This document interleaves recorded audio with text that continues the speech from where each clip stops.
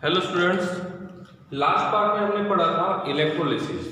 Electrolysis में ये देखा था कि हम इलेक्ट्रोलिसिस किस प्रकार से करेंगे और किसका ऑक्सीडेशन होगा और किसका रिडक्शन होगा।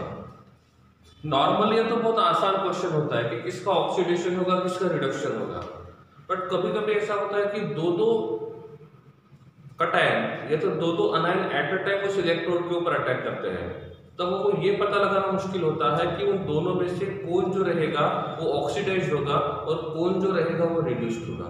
वो हमने कल देखा था। तब हमने ये भी देखा था कि इलेक्ट्रोड के ऊपर डिपोजिशन और लिबरेशन होता है।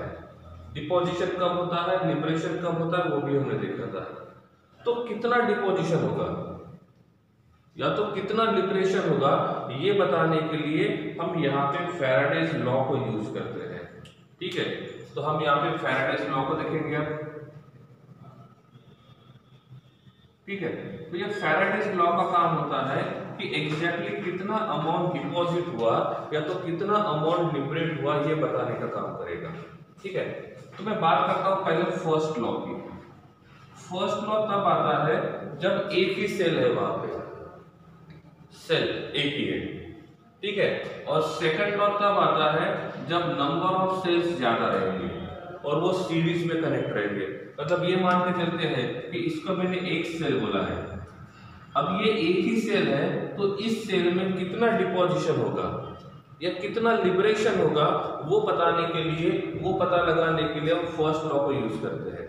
लेकिन अब यहाँ पे ये एक सेल है, यहाँ पे ये दूसरा सेल है, यहाँ पे ये तीसरा सेल है। मैंने फर्स्ट सेल को सेकंड के साथ कनेक्ट किया, सेकंड को थर्ड के साथ कनेक्ट किया और फर्स्ट को मैंने थर्ड के साथ कनेक्ट किया। इसको बोलते हैं सीरीज ऑफ सेल, इसको बोलते हैं सीरीज ऑफ सेल।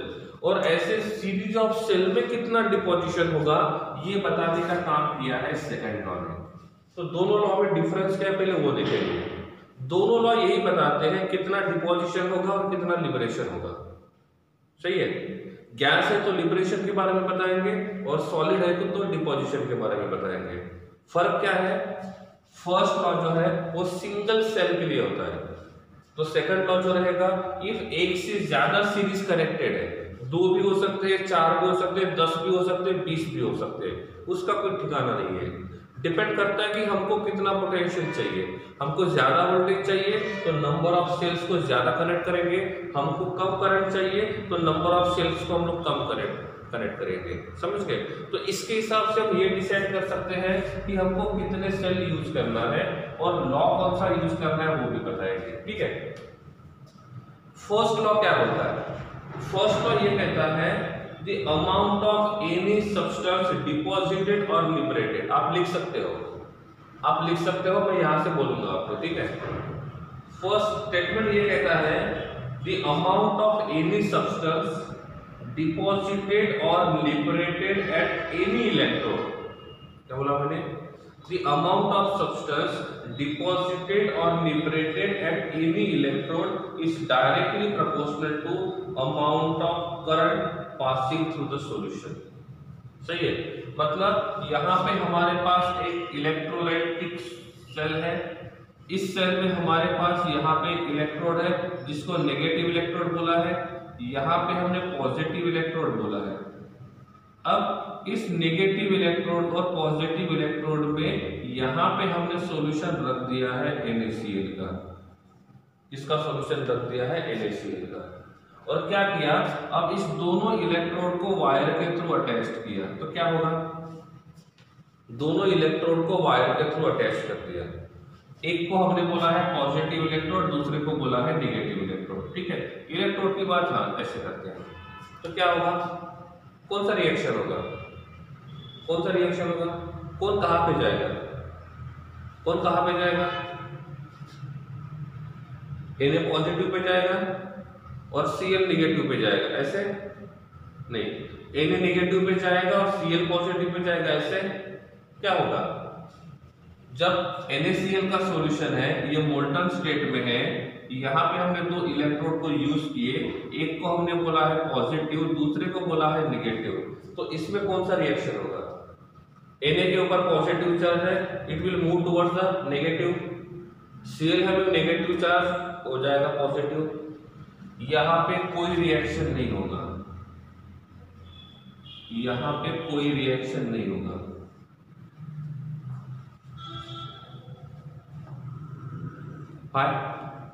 भाई कोई रिएक्शन नहीं होगा।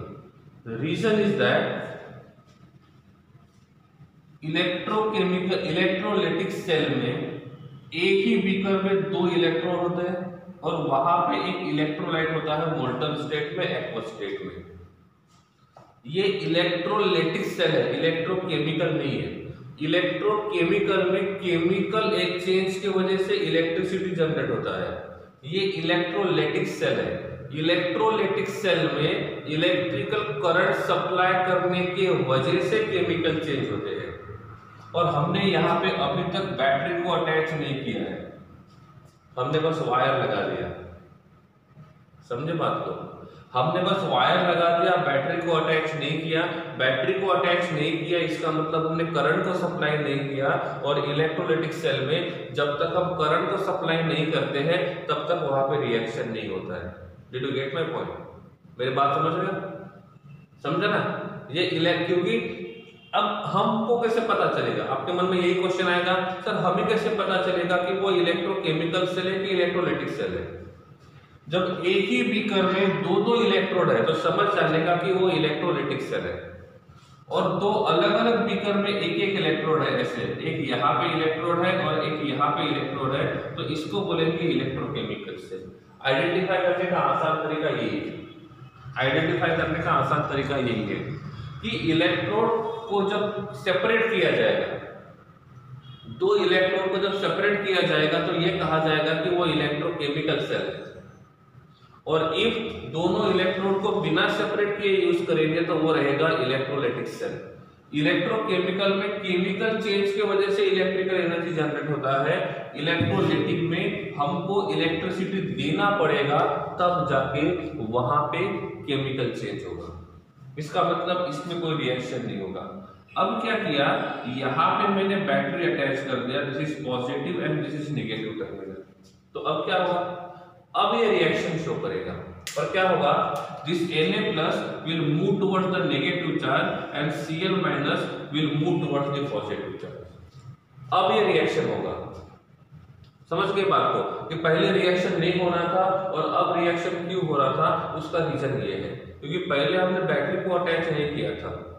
अब मैंने आपको बोला जितने ज्यादा इलेक्ट्रॉन ट्रांसफर होंगे, जितने ज्यादा इलेक्ट्रॉन ट्रांसफर होंगे उतना ही रिएक्शन ज्यादा होगा, उतना ही रिएक्शन ज्यादा होगा। तो एनोड के ऊपर कौन सा रिएक्शन होगा? ये हमारा एनोड है ना, तो एनोड के ऊपर कौन सा रिएक्शन होगा? तो हम एनोड की रिएक्शन लिखेंगे तो क्या होगा, Cl- is converted into Cl2। तो कैथोड के ऊपर कौन सा रिएक्शन होगा? कैथोड के ऊपर जो रिएक्शन होगा that will be Na+ is converted into Na। यहाँ पे हो रहा है रिडक्शन और यहाँ पे हो रहा है ऑक्सीडेशन।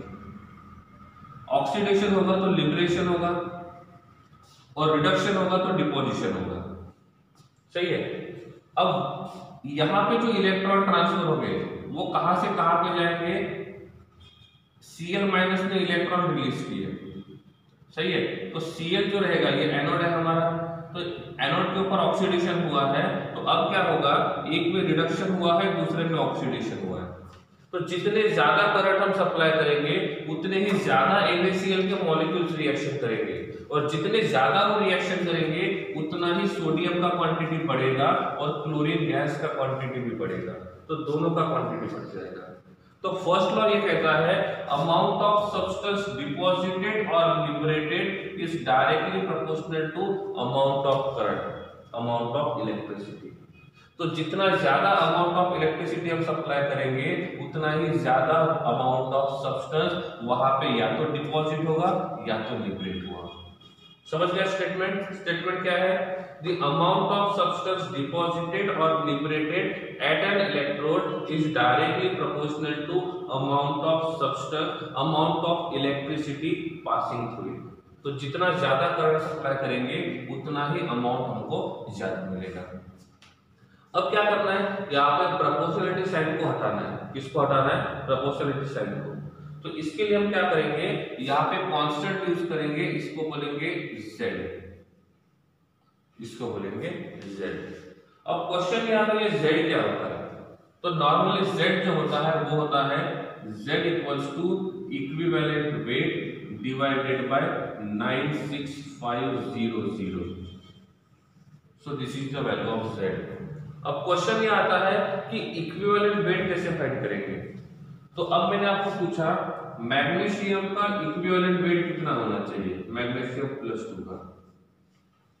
मैग्नीशियम +2 का इक्विवेलेंट वेट कैसे फाइंड करेंगे, तो इफ हमको किसी का इक्विवेलेंट वेट फाइंड करना है तो क्या करते हैं, हम वहां पे करते हैं molecular weight divided bye n। Molecular weight divided bye n। n का मतलब होता है नंबर ऑफ इलेक्ट्रॉन्स ट्रांसफर्ड। यहाँ पे तो नंबर ऑफ इलेक्ट्रॉन्स को बोलेंगे, ठीक है। तो हम बात करते हैं कि mg जो होता है वो mg से mg+2 बना है, इसने 2 इलेक्ट्रॉन लूज किए। तो mg से mg+2 होने के लिए कितने इलेक्ट्रॉन ट्रांसफर हो गए, so how many electrons transferred, so number of electron transferred are 2। समझ गए, तो 2 इलेक्ट्रॉन यहाँ पे ट्रांसफर हो गए, तो n का वैल्यू 2 रहेगा। अब क्वेश्चन ये आता है mg का इक्विवेलेंट वेट फाइंड करना है, तो mg का मॉलिक्यूलर वेट पता होना चाहिए। कितना है मॉलिक्यूलर वेट mg का, मॉलिक्यूलर वेट ऑफ mg का एटॉमिक नंबर है 12 और एटॉमिक मास नंबर है 24। सो ये बच जाएगा 24 divided by 2, so that will be 12। तो ऐसे फाइंड करेंगे हम किसी का भी इक्विवेलेंट वेट, किसी का भी फाइंड कर सकते हैं। अब मैंने आपको पूछा व्हाट अबाउट द Na+1, तो Na+1 का इक्विवेलेंट वेट कितना रहेगा, कितना रहेगा, Na+1 का इक्विवेलेंट वेट कितना होना चाहिए, कैसे फाइंड करेंगे, Na+1 का मॉलिक्यूलर वेट निकालेंगे, कितना है molecular weight 23 divided by how many electrons are transferred, so number of electron transferred are 1, so it means that its equivalent weight will be 1, sorry equivalent weight will be 23। समझ गए बात को। तो आपको ये पता होना चाहिए कि इक्विवेलेंट वेट निकालेंगे कैसे। एक लास्ट एग्जांपल देख लेते हैं, aluminium is converted into aluminium. Aluminium is converted into aluminium+3, then what will be the equivalent weight of aluminium? आपको डायरेक्टली आंसर को बताना है कि इक्विवेलेंट वेट कितना होना चाहिए और क्यों होना चाहिए, कितना होना चाहिए, इट मस्ट बी 9। कैसे पता चलेगा, equivalent weight equals to molecular weight. Aluminium का एटॉमिक नंबर होता है 13, atomic mass number will be 27, so that will be 27 divided by how many electrons are transferred, here oxidation number is 0, here oxidation number is +3, 0 से +3 में गया, number of electron transferred are 3, if number of electron transferred are 3, so equivalent weight will be 9। समझे बात को, तो ऐसे पता लगाएंगे, ठीक है। जैसे कटायन का हुआ था वैसे अनायन के लिए भी निकाल सकते हैं। अब मैंने आपको पूछ लिया O is converted into O-2, then what will be the equivalent weight। ऐसा नहीं है कि ये पॉजिटिव है तो पॉजिटिव में रहेगा, चार्ज नेगेटिव है तो नेगेटिव होना चाहिए, ऐसा कुछ नहीं है। Equivalent weight is a chargeless. तो क्या हुआ, O is converted into O-2 और इसका हमको पता लगाना है कि इक्विवेलेंट वेट कितना रहेगा। तो क्या करेंगे हम लोग, सबसे पहले ऑक्सीजन का मॉलिक्यूलर वेट लिखेंगे, कितना है 16, डिवाइडेड बाय करेंगे 2 because number of electron transferred are 2, so there will be 8, so equivalent weight of oxygen will be 8, ठीक है। तो इस प्रकार से हमको यहाँ पे Z का वैल्यू निकाल सकते हैं। तो अब but Q equals to I into T, is it, यानी सही है, Q equals to I into T, where I is a current and T is the temperature. T is temperature or time? T is temperature or time? T is temperature or time? तो यहाँ पे T क्या रहेगा, time रहेगा, ठीक है। तो अब क्या रहेगा, this equation must be W equals to Z into I into T। ये हमारा एक इक्वेशन होगा, ठीक है, फर्स्ट लॉ के लिए। ऐसे या तो मैं इसको ऐसे लिख सकता हूं, weight equals to equivalent weight into I into T divided by 96500, ये कूलम्स के लिए आता है। ठीक है, तो आप इन दोनों में से किसी को भी यूज कर सकते हो। सेकंड वाला फॉर्मूला ज्यादा सही है, क्यों? क्योंकि सेकंड वाले फॉर्मूले में हर एक चीज हमको फाइंड करना इजी होता है। आपको फर्स्ट वाला फॉर्मूला यूज करना है तो आपको पहले z का वैल्यू निकालना होगा और z के वैल्यू को पुट करेंगे तो आपको वेट मिलेगा। ठीक है, ये वाला जो वेट होता है ये हमेशा ग्राम में होता है और यहाँ पे जो टाइम होता है वो हमेशा सेकंड में होता है, इस बात का ध्यान रखना है। So this is about the first law. ठीक है, तो फर्स्ट लॉ ने क्या किया, the amount of substance deposited और liberated at an electrode is directly proportional to amount of electricity passing through it. मतलब जितने ज्यादा इलेक्ट्रिसिटी को हम लोग पास करेंगे उतना ही ज्यादा वेट वहां पे डिपॉजिट होगा। सिंपल सी बात है।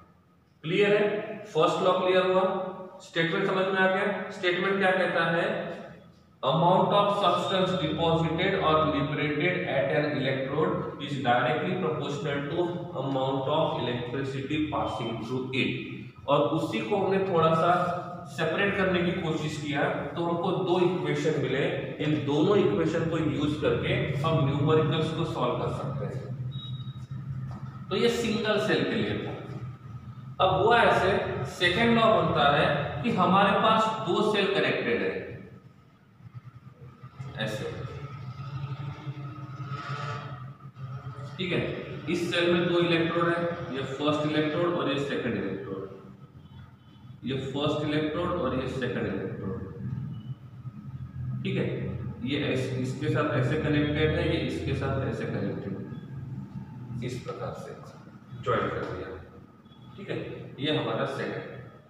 ठीक है, मतलब ये मान के चलते हैं कि सपोज यहाँ पे हमारा सॉल्यूशन है CuSO4 और यहाँ पे हमारा सॉल्यूशन है Ag2SO4 ऐसे। ठीक है, तो दो अलग अलग बीकर में दो अलग अलग सॉल्यूशन हमने यूज किए।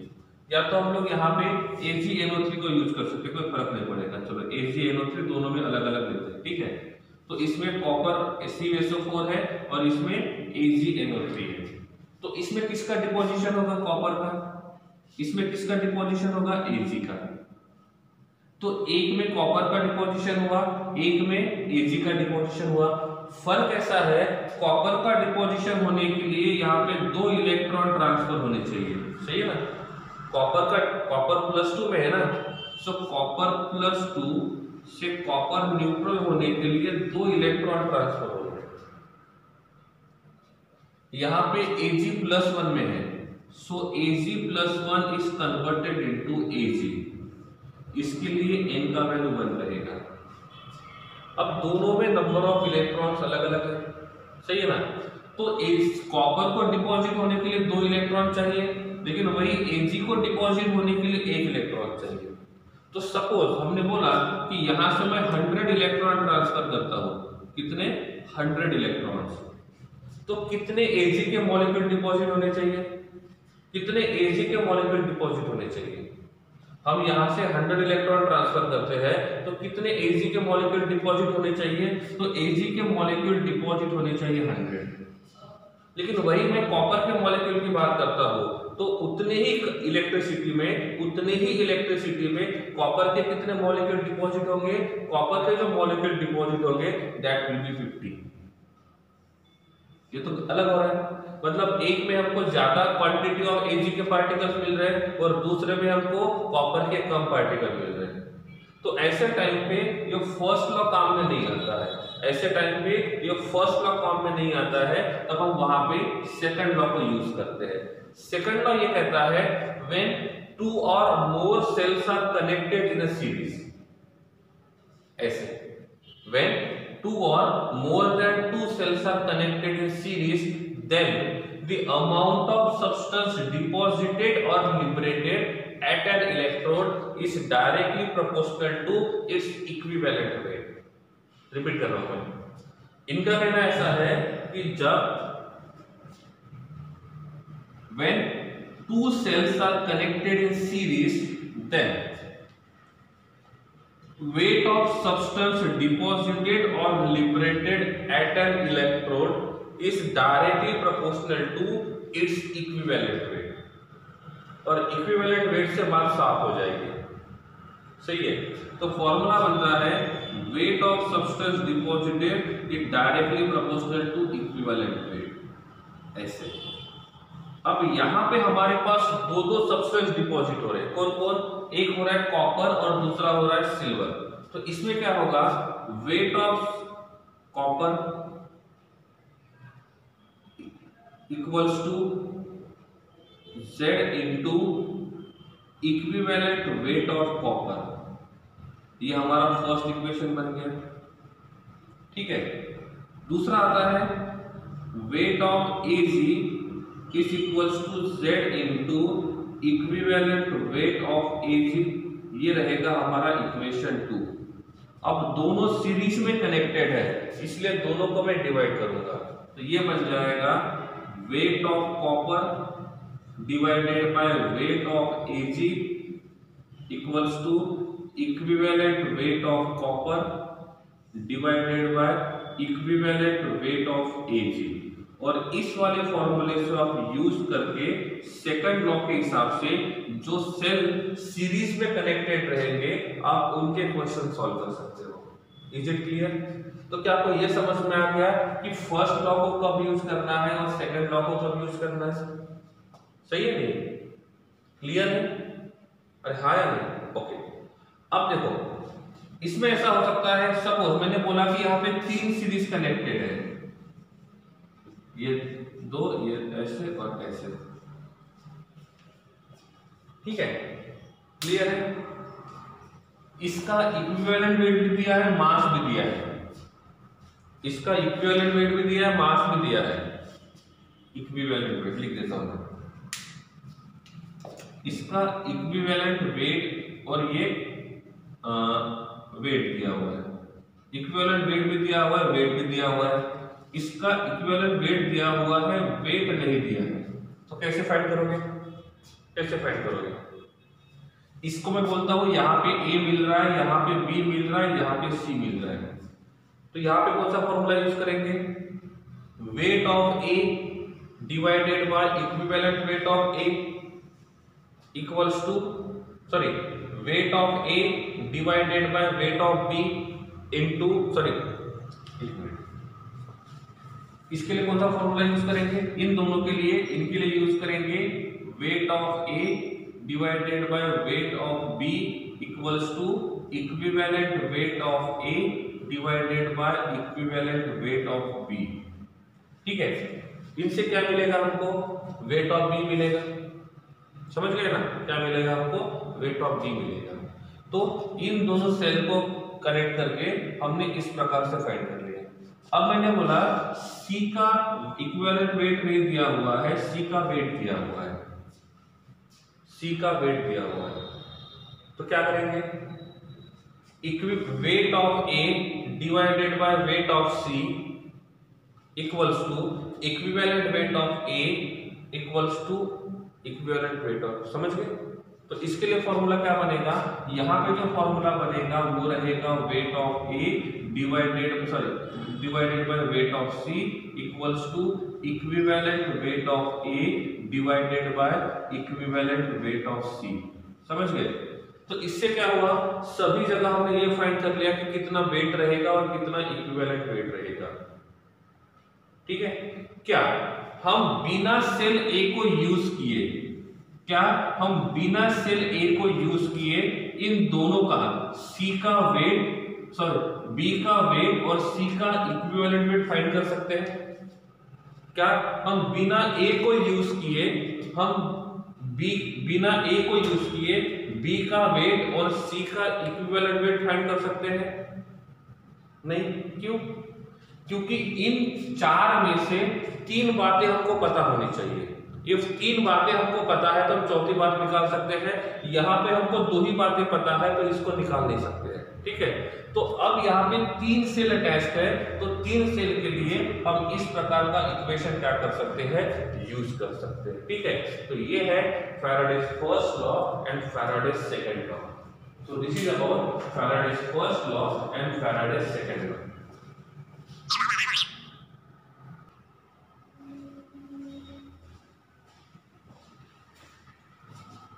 ठीक है, चलो अब कुछ न्यूमेरिकल्स लेते हैं ताकि ये बात क्लियर हो जाएगी कि इसको एग्जैक्टली यूज कैसे करना है। ठीक है, क्योंकि न्यूमेरिकल से ही पता चलेगा कि हम इस लॉ को यूज कहां पे करते हैं और कैसे करते हैं।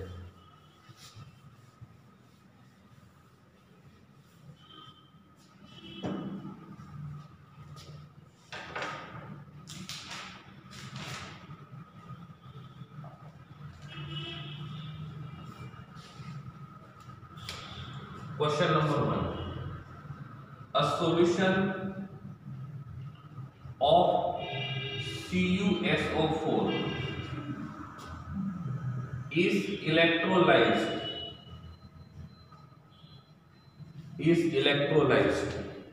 for 10 minutes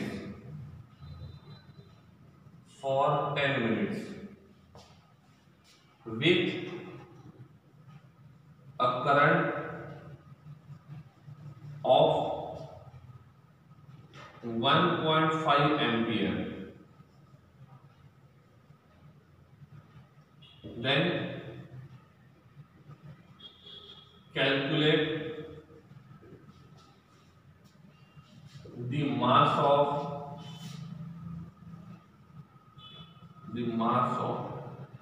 copper deposited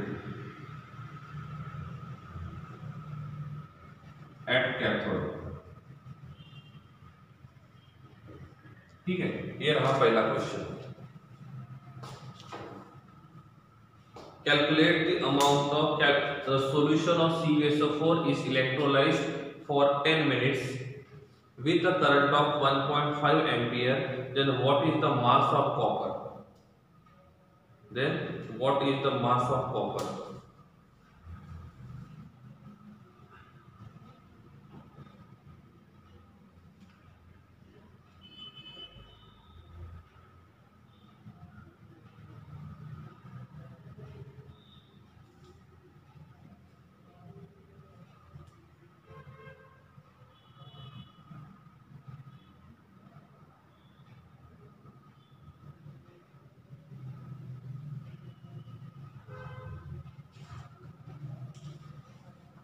ठीक है, फर्स्ट राइट द गिवन।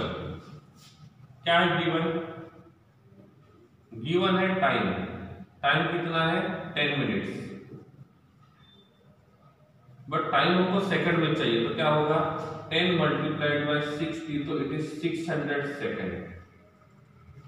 तो टाइम पता चल गया कि टाइम कितना होना चाहिए 600 सेकंड्स होना चाहिए। फिर क्या फाइंड करना है, और क्या दिया हुआ है करंट का मतलब I इज 1.5 एम्पियर। ठीक है, और पूछा है वेट कितना रहेगा, वेट ऑफ कॉपर डिपॉजिट कितना रहेगा। ठीक है, अब यहाँ पे एक ही सेल है, इसका मतलब हम फर्स्ट लॉ यूज करेंगे सेकंड लॉ। इसमें कौन सा लॉ यूज करना पड़ेगा, फर्स्ट या सेकंड? तो ये फर्स्ट लॉ से हो जाएगा। फर्स्ट लॉ का इक्वेशन क्या है, weight equivalent weight into I into T divided by 96500। अब यहाँ पे कॉपर का इक्विवेलेंट वेट पता करना होगा, कॉपर का इक्विवेलेंट वेट पता करना होगा। कॉपर का इक्विवेलेंट वेट कितना रहेगा, मॉलिक्यूलर वेट कितना है कॉपर का?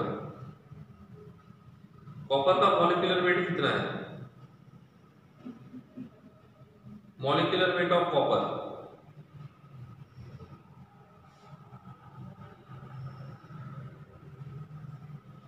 कितना है? Molecular weight of copper that is 63। Okay, तो ये बन जाएगा equivalent weight equals to 63 divided by 2। सही है, क्या बन जाएगा 63 divided by 2, so this must be 31.5। Is it? सही है, क्लियर है? तो इक्विवेलेंट वेट कितना रहेगा 31.5। एक मिनट, ये कितना है 63.5 है, तो ये कितना रहेगा 0.7 ले सकते हैं। Is it clear? अब ठीक है,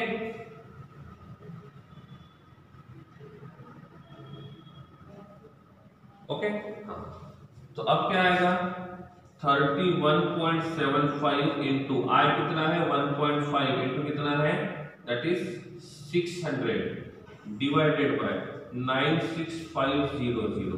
बताओ मुझे इसका वेट कितना रहेगा, कर कैलकुलेट।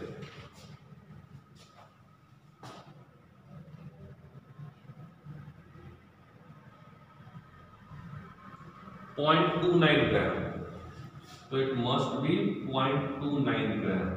ठीक है, तो ऐसे हम यहाँ पे इसका वेट फाइंड कर सकते हैं। ठीक है, जिनका हो गया था वो अच्छा है, जिनका नहीं हुआ था एक बार सॉल्यूशन को देख लो।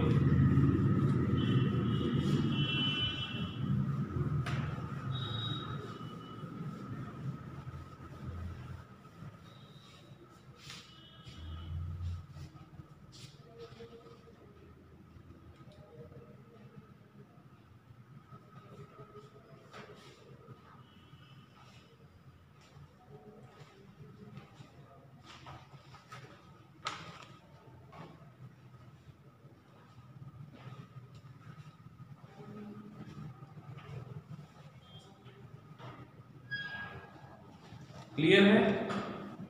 ओके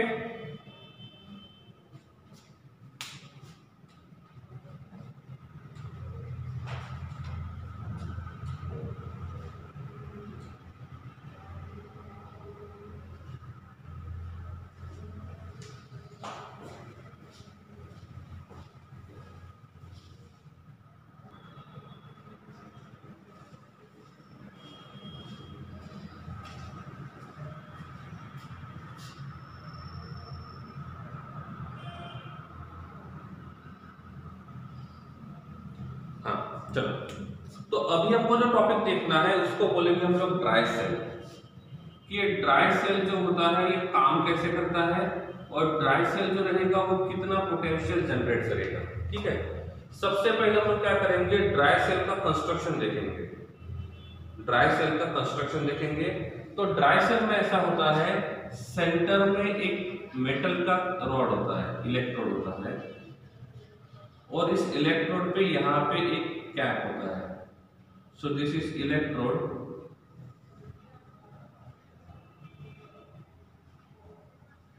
और ये जो रहेगा एक मेटल कैप रहेगा।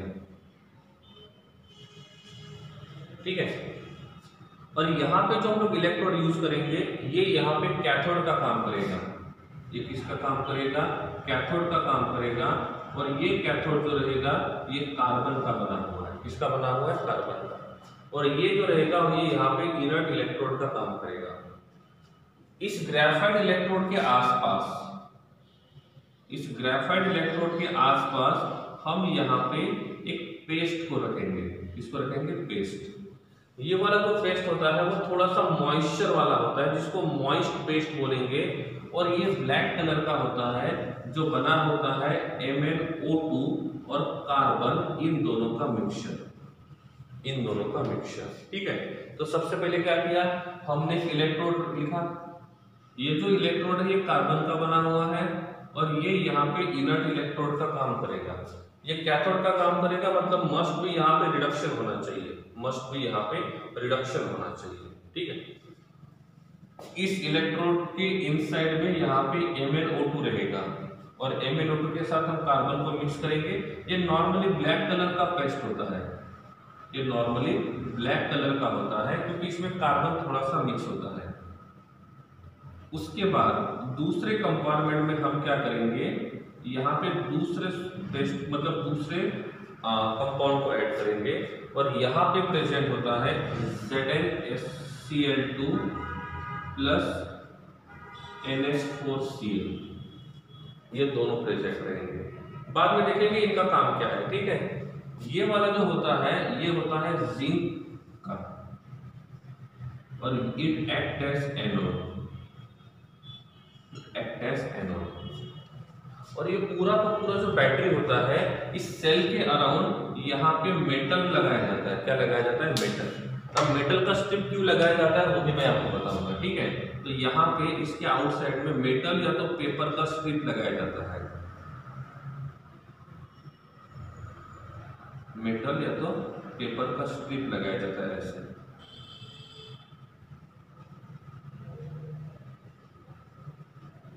ठीक है।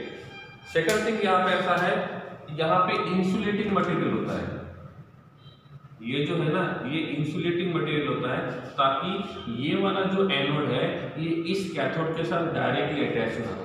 क्यों? क्योंकि जब ये एनोड इस कैथोड के साथ डायरेक्टली अटैच हो जाएगा तो रिएक्शन जो रहेगा वो कंटिन्यू होगा। So this is the construction of dry cell. ठीक है, तो ड्राई सेल के सेंटर में इलेक्ट्रोड होता है जिसको हमने कैथोड बोला है, वो कार्बन का बना हुआ है। यहाँ पे मेटल कैप है, कैथोड के जस्ट बाजू में जो कंपार्टमेंट है वहां पे MnO2 कार्बन के साथ मिक्स्ड है। यहाँ पे जो MnO2 है that's Mn having oxidation number of +4। Oxidation number लिखा है मतलब इसका आगे कहीं ना कहीं तो काम आएगा। यहाँ पे जो Zn है इसका ऑक्सीडेशन नंबर है +2 और यहाँ पे जो Zn है उसका ऑक्सीडेशन नंबर है 0। ये Zn खुद एनोड का काम कर रहा है, मतलब ये खुद का ऑक्सीडेशन करेगा, खुद का क्या करेगा? ऑक्सीडेशन करेगा। क्वेश्चन ये आता है, ये जो सेल है इस सेल में हमने एनोड कौन सा यूज किया? एनोड कौन सा यूज किया? Zn का। हमने कैथोड कौन सा यूज किया? कार्बन का। पहली बात, दो बातें पहले जरूरी है। तीसरी बात, यहाँ पे इलेक्ट्रोलाइट कौन सा यूज किया? क्योंकि इलेक्ट्रोलाइट जो होता है ये बहुत ज्यादा इंपॉर्टेंट होता है। नॉर्मली ये क्वेश्चन पूछा जाता है इस पर्टिकुलर सेल में हमने कौन सा इलेक्ट्रोलाइट यूज किया था, और यहाँ पे जो हमने इलेक्ट्रोलाइट यूज किया है ये है NH4Cl, जिसको हम बोलेंगे अमोनियम क्लोराइड। ये ठीक है, ये वाला जो सेल है इस सेल को कहा जाता है लेक्लैंचे सेल, इसका दूसरा नाम है लेक्लैंचे सेल। और इसके बाद इसका डिस्कवरी जो है वो 1868 में किया गया। कब किया गया? 1868। जो टॉर्च होता है वहां पे हम लोग क्या करते हैं? इसको यूज करते हैं। अब क्वेश्चन ये आता है कि इस सेल के अंदर का रिएक्शन कैसे है, क्योंकि बाकी हमको नहीं पढ़ना है, कहां पे यूज करेंगे, कैसा दिखेगा, किस शेप में होता है, हमको केमिस्ट्री में इसके अंदर का केमिकल रिएक्शन देखना है। तो सिंपल सी बात है, जहां पे एनोड है वहां पे ऑक्सीडेशन होगा, जहां पे कैथोड है वहां पे रिडक्शन होगा। और पहले ही बता दिया कि this carbon is a inert electrode, इसका मतलब ये यहाँ पे खुद रिएक्शन में पार्टिसिपेट नहीं करेगा, बस अपना सरफेस क्या करेगा? यहाँ पे यूज करने के लिए देगा ताकि रिएक्शन कंप्लीट हो जाए। पहले जो रिएक्शन लिखता हूं मैं एनोड का रिएक्शन लिखता हूं, तो first I am writing the reaction of anode. Anode पे कौन है? जिंक। जैसे ही हम इस कैथोड को इस एनोड के साथ कनेक्ट करेंगे तो क्या होगा? इनके अंदर के जो केमिकल रिएक्शन है वो केमिकल चेंज के वजह से वो इलेक्ट्रिसिटी जनरेट करेंगे। तो ये जो टॉर्च होता है, जब टॉर्च के दो टर्मिनल को हम लोग ज्वाइन करते हैं तो वहां से इलेक्ट्रिसिटी प्रोड्यूस होती है। इसका मतलब ये वाला जो सेल है ये इलेक्ट्रोकेमिकल होना चाहिए, इलेक्ट्रोलाइटिक होना चाहिए। This must B electrochemical, electrolytic. क्या होना चाहिए? दोनों टर्मिनल को वायर से कनेक्ट किया, वायर से कनेक्ट किया, बैटरी से नहीं। जैसे वायर से हमने कनेक्ट किया तो क्या हुआ? वहां पे लाइट ग्लो हो गया। इसका मतलब जैसे ही इन दोनों इलेक्ट्रोड को हम लोग कनेक्ट करेंगे तो इलेक्ट्रिसिटी को प्रोड्यूस किया उन लोगों ने। इसका मतलब इनसाइड में जो केमिकल रिएक्शन होता है उस केमिकल रिएक्शन के वजह से ये क्या करेंगे? इलेक्ट्रिसिटी को जनरेट करेंगे। और जब ऐसा होता है तो उसको हम बोलते हैं electrochemical cell. So this is an example of electrochemical cell. तो होता ऐसे है कि यहाँ पे जो Zn है ये Zn खुद का ऑक्सीडेशन करेगा and converted into Zn plus in aqueous, और ये दो इलेक्ट्रॉन को रिलीज करेगा। पहली बात, ठीक है। अब क्वेश्चन ये आता है कि ये जो एनोड था जो सॉलिड स्टेट में था, नीचे जो प्लेट होता है वो सॉलिड स्टेट में, लेकिन जैसे वो रिएक्शन करेगा तो वो सॉलिड से एक्वस स्टेट में आएगा, और जब वो एक्वस स्टेट में आएगा तो इसका आउटर कवरिंग जो रहेगा वो मेल्ट हो जाएगा, और इसीलिए इसके आउटर कवरिंग में या पे स्टील या तो मतलब किसी पेपर को लगा देते हैं ताकि जब ये जिंक खुद का ऑक्सीडेशन करेगा, और ऑक्सीडेशन करने के बाद जब वो एक्वस स्टेट में आएगा तो एक्वस स्टेट में आने के बाद ये आउटर कवरिंग खराब नहीं होना चाहिए, इसीलिए हमने आउटसाइड से यहाँ पे एक दूसरा मेटल का लेयर लगा दिया। लेकिन उस मेटल के लेयर के अंदर कौन प्रेजेंट रहेगा? जिंक प्रेजेंट रहेगा, जो वहां पे खुद का ऑक्सीडेशन कर रहा है, जो वहां पे खुद का ऑक्सीडेशन कर रहा है और 2 इलेक्ट्रॉन को रिलीज कर रहा है। ठीक है, so this reaction occurs on anode. Cathode के ऊपर क्या रिएक्शन होगा? कैथोड के ऊपर क्या रिएक्शन होगा? एक कैथोड खुद तो पार्टिसिपेट नहीं करेगा, मतलब कौन है? MnO2। कौन है? MnO2।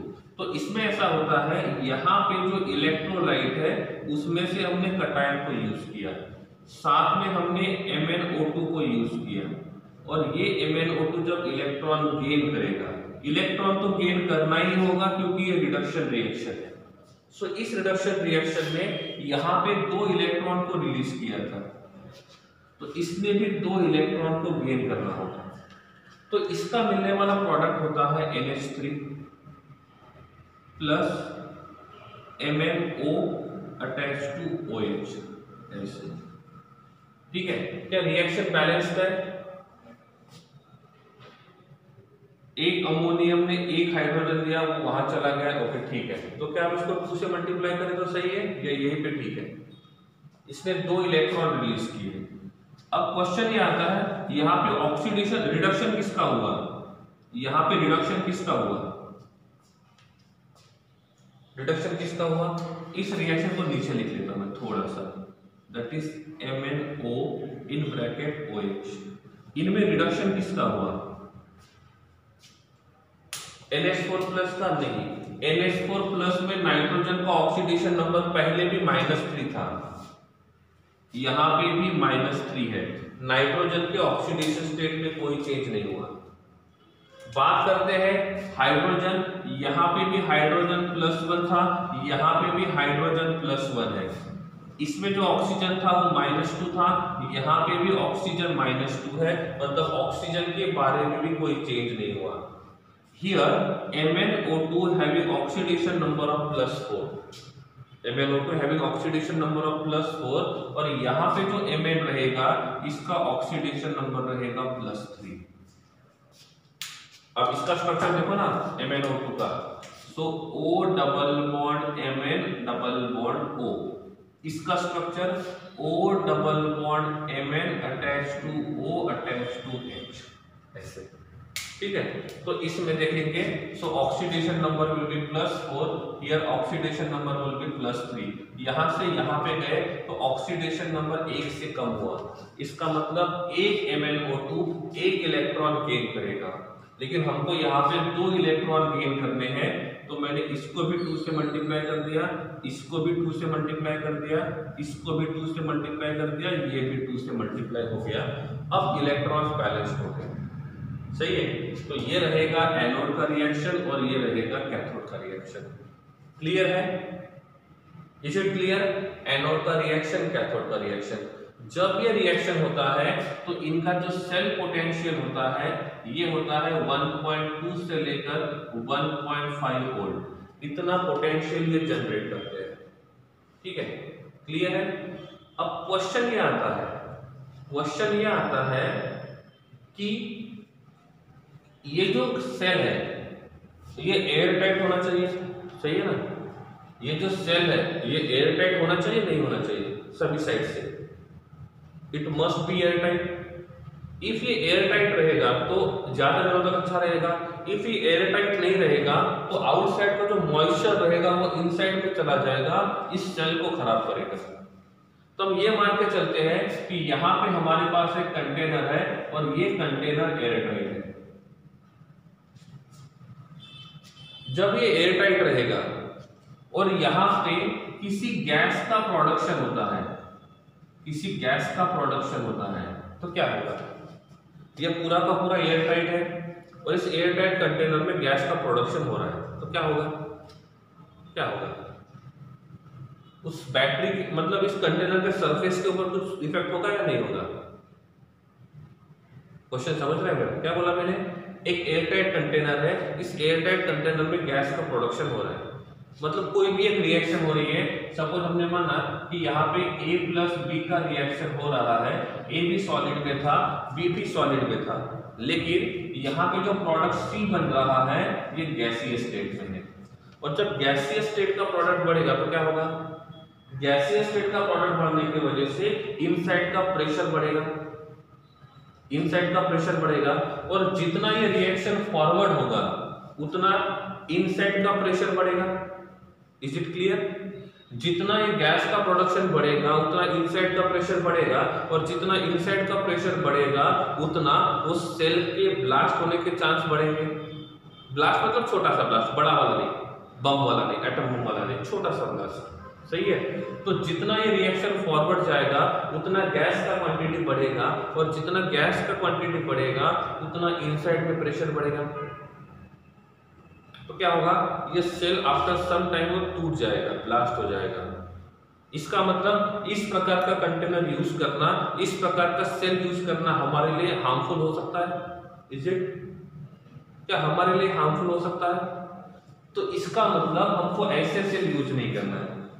अब आपने पूछा होगा सर अब ये वाला एग्जांपल यहाँ पे क्या है, क्यों आया? सब तो हो गया था ड्राई सेल के बारे में। वो इसलिए आया क्योंकि जब हम ये रिएक्शन करते हैं तो यहाँ पे अमोनिया का प्रोडक्शन होता है, and this ammonia is present in गैसीय स्टेट। अमोनिया कौन से स्टेट में होता है? गैसीय स्टेट। इसका मतलब जब हम इस सेल पोटेंशियल को जनरेट करते जाएंगे, रिएक्शन को आगे लेके जाएंगे, और जब रिएक्शन आगे लेके जाएंगे तो क्या होगा, आगे लेके जाने के बाद अमोनिया का क्वांटिटी बढ़ेगा, और जब अमोनिया का क्वांटिटी बढ़ेगा इसका मतलब इनसाइड में गैस का क्वांटिटी बढ़ेगा। पहले गैसीय स्टेट में कोई नहीं था, अब गैस का क्वांटिटी बढ़ेगा, और जब गैस का क्वांटिटी बढ़ेगा तो ये सेल जो रहेगा वो ब्लास्ट हो सकता है। तो हमको ब्लास्ट को रोकना है, तो क्या करेंगे, क्या करेंगे? ब्लास्ट को रोकने के लिए क्या करेंगे, इस अमोनिया को कंज्यूम करना होगा, इस अमोनिया को कंज्यूम करना होगा। क्यों? क्योंकि ये पूरा का पूरा जो प्रेशर वाला खेल खेल रहा है वो कौन खेल रहा है? अमोनिया। तो अमोनिया को कंज्यूम करना होगा। अब अमोनिया को कंज्यूम कैसे करेंगे? इस अमोनिया को कंज्यूम करने के लिए अब देखो इनमें से ये तो पता है कि ये कार्बन जो रहेगा वो इसका है, इलेक्ट्रोड का है। MnO2 ने रिएक्शन किया, NH4+ ने रिएक्शन किया, Zn ने रिएक्शन किया, लेकिन अभी तक हमने ZnCl2 को यूज नहीं किया, अभी तक हमने ZnCl2 को यूज नहीं किया। तो वो ZnCl2 क्या करेगा, अब काम में आएगा। तो उसमें ऐसा होता है, हम इस ZnCl2 का रिएक्शन जब NH4 के साथ करते हैं, 4 मोल्स ऑफ NH4 के साथ करते हैं, तो यहाँ पे हमको मिलता है Zn NH4 sorry NH3 NH4 नहीं NH3 by 4 overall charge is +2 को न्यूट्रलाइज करेगा -2। समझ के बात को? तो यहाँ पे जो ZnCl2 है, ये ZnCl2 इस गैसियस अमोनिया के साथ रिएक्शन करता है, और गैसियस अमोनिया के साथ रिएक्शन करके वो इस प्रकार का कॉम्प्लेक्स बनाता है। इसका मतलब जो अमोनिया इनसाइड में प्रेशर क्रिएट कर रहा था और हमारे सेल को डैमेज करने का काम कर रहा था, उस सेल को हमने वहां से बचाने के लिए इस ZnCl2 को यूज किया। अब ये ZnCl2 क्या करेगा, इस प्रकार से रिएक्शन करेगा। दूसरी बात, हम यहाँ पे ZnCl2 यूज नहीं करते हैं तो भी कोई प्रॉब्लम नहीं है। क्यों? लेकिन स्टार्टिंग में थोड़ा सा यूज करना होगा। वो इसलिए नहीं है क्योंकि यहाँ का जो Zn है ये Zn+2 में कन्वर्ट हो रहा है। किस में कन्वर्ट हो रहा है? Zn+2 में, ये वाला। तो Zn से Zn+2 हुआ, साथ में क्या हो रहा है, हम 2 मोल्स ऑफ अमोनियम यूज कर रहे हैं। तो हमारे पास यहाँ पे है 2 मोल्स ऑफ अमोनियम, और 2 मोल्स ऑफ अमोनियम के साथ क्या रहेंगे, 2 मोल्स ऑफ Cl-, क्या रहेंगे, 2 मोल्स ऑफ Cl-। तो ये Cl- जब इसके साथ जाएंगे तो ये मिलके भी क्या बनेगा, ZnCl2 बनेगा, ये मिलके भी ZnCl2 बनेगा। तो हम यहाँ पे ZnCl2 का थोड़ा सा अमाउंट लेंगे ताकि वो रिएक्शन को स्टार्टिंग में क्या होगा, इफ अमोनिया बनता है तो उसको यूज करना चाहिए प्रॉपरली। इफ हम यहाँ पे कम क्वांटिटी यूज करेंगे तो भी प्रॉब्लम नहीं है, क्योंकि this Zn is converted into Zn+2। हमने यहाँ पे ओनली अमोनियम को यूज किया, लेकिन इलेक्ट्रोलाइट तो अमोनियम क्लोराइड था, तो ये वाला क्लोराइड जो रहेगा इस ZnCl2 Zn+2 के साथ रिएक्शन करके वो ZnCl2 बनाएगा, और ये ZnCl2 हम यहाँ पे भी यूज कर सकते हैं। समझ गए बात?